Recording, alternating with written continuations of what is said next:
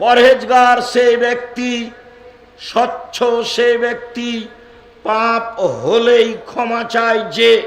2, আব্দুল্লাহ ইবনে আমর রাদিয়াল্লাহু তাআলা আনহুকে বলেন, একদা আল্লাহ রাসূলকে জিজ্ঞাসা করা হয়েছিল, আল্লাহর নবী, আইয়ুন নাস আফজাল, সবচেয়ে ভালো মানুষ কে? এটা জিজ্ঞাসা, সবচেয়ে ভালো মানুষ কে? তখন রাসূল সাল্লাল্লাহু আলাইহি সাল্লাম বললেন, শোনো, কুল্লু মাখমুমিল কলব অসাদুকিল লিসান, অন্তর নিরাপদ যার, মুখে সত্যবাদী যে, সেই সবচেয়ে ভালো মানুষ। অন্তর নিরাপদ যার, মুখে সত্যবাদী যে, সেই সবচেয়ে ভালো মানুষ। সাহাবীগণ বললেন, আল্লাহর নবী, মুখে সত্যবাদী এ কথা বুঝি, তবে অন্তরে নিরাপদ এ কথা বুঝি না, এটা কি বুঝিয়ে বলবেন? তখন আল্লাহ রাসূল বললেন, শোনো, আত্তাকিও আন্নাকিও, স্বচ্ছ পরহেজগার, স্বচ্ছ যে, সেই সবচেয়ে ভালো মানুষ। পরহেজগার যে, সেই সবচেয়ে ভালো মানুষ। স্বচ্ছ যে, সেই সবচেয়ে ভালো মানুষ। স্বচ্ছকে তখন তিনি 4টা জিনিস বললেন। 1, লা ইসমা আলাইহি, যার পাপ নেই সেই স্বচ্ছ। 2, ওয়ালা গিল্লা ওয়ালা বাগিয়া, সীমালঙ্ঘন নেই যার, সেই হচ্ছে স্বচ্ছ। 3, ওয়ালা গিল্লা, আত্মসাৎ নেই যার, সেই হচ্ছে স্বচ্ছ। 4, ওয়ালা হাসাদা, হিংসা নেই যার, সেই হচ্ছে স্বচ্ছ। সম্মানিত দিনী ভাই বোন, যারা সামনে আছেন, মিডিয়ার মাধ্যমে যারা অবগত হবেন, সকল দিনী ভাই বোনকে আমরা আজকের আলোচনায় স্পষ্ট করে বলে জানাচ্ছি যে, আল্লাহর নবী বলেছেন, পরহেজগার সেই ব্যক্তি, স্বচ্ছ সেই ব্যক্তি, পাপ হলেই ক্ষমা চায় যে। 2, সীমালঙ্ঘন নেই যার, জোর করে জমি দখল করলে বড় সীমালঙ্ঘন হয়।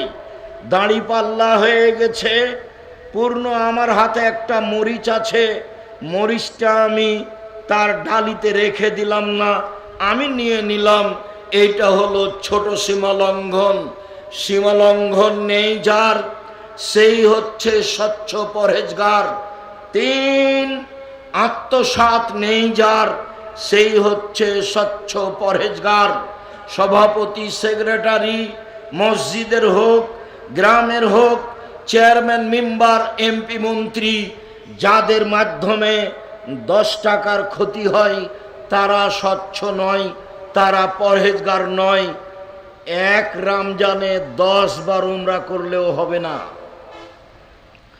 স্বচ্ছতা তার, আত্মসাৎ নেই যার, স্বচ্ছ সেই, আত্মসাৎ নেই যার। শুনুন সম্মানিত দিনী ভাই বোন, আত্মসাৎ বজায় রেখে মানুষ স্বচ্ছ হতে পারে না। আপনি আব্দুল্লাহর বক্তব্য শুনুন, বুঝতে পারবেন। সত্যবাদী হওয়া, ন্যায় পরায়ণ হওয়া আর আমানতদার হওয়া, এই কয়েকটা জিনিস হলেই তাহলে বুঝতে হবে যে পৃথিবী, দেশ অর্ধেক ভালো হয়ে গেছে, বাকিটুকু চালচলন কাজকর্ম দিয়ে ভালো দেখাতে হবে। আত্মসাৎ বহাল আছে, তখনও সে দায়িত্বশীল, এ কথা ঠিক নয়। তখনও সে সমাজের চেয়ারম্যান, মেম্বার, এমপি, মন্ত্রী, এই কথা ঠিক নয়। 4টা জিনিস আছে যার, স্বচ্ছ সেই। 4টা জিনিস নেই যার, স্বচ্ছ সে নয়। আব্দুল্লাহ ইবনে আমর বলেন, রাসূল সাল্লাল্লাহু আলাইহি সাল্লাম একদা বললেন, শোনো, আরবাউন মান কুন্না ফিকা ফালা আলাইকা মা ফাতাকা মিনাদ দুনিয়া, চারটে জিনিস আছে যার, সব কিছু আছে তার। চারটে জিনিস নেই যার, কোনো কিছু নেই তার। চারটে জিনিস আছে যার, ইহকাল আছে তার, পরকাল আছে তার। চারটে জিনিস নেই যার, ইহকাল নেই তার, পরকাল নেই তার। এক, হিফজ আমানতের, হিফজ আমানাতিন, আমানতের রক্ষা। আমানত আছে যার, সব কিছু আছে তার। আমানত নেই যার, কোনো কিছু নেই তার। দুই, সিদক হাদিসিন, সত্য কথা। সত্য কথা আছে যার, সব কিছু আছে তার। সত্য কথা নেই যার, কোনো কিছু নেই তার। তিন, হুসন খালিকাতিন, ভালো চাল চলন।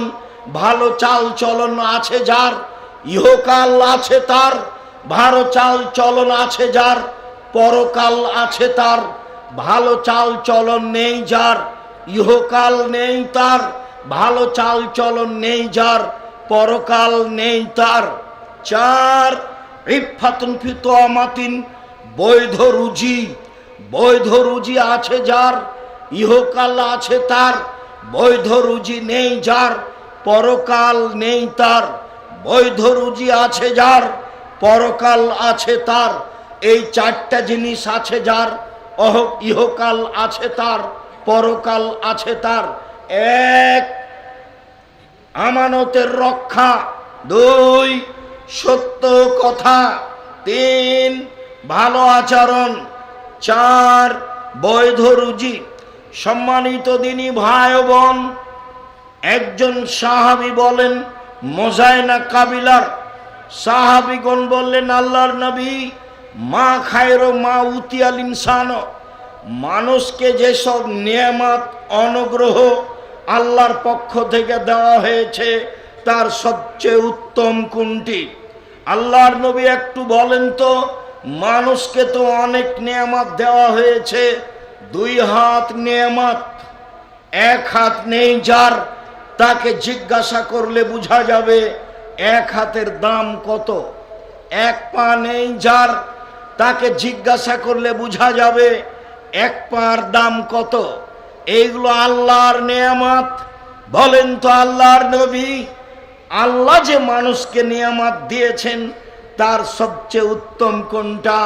তখন আল্লাহ রসুল বললেন, আল খলুকুল হাসান, ভালো আচরণ সবচেয়ে উত্তম নিয়ামত।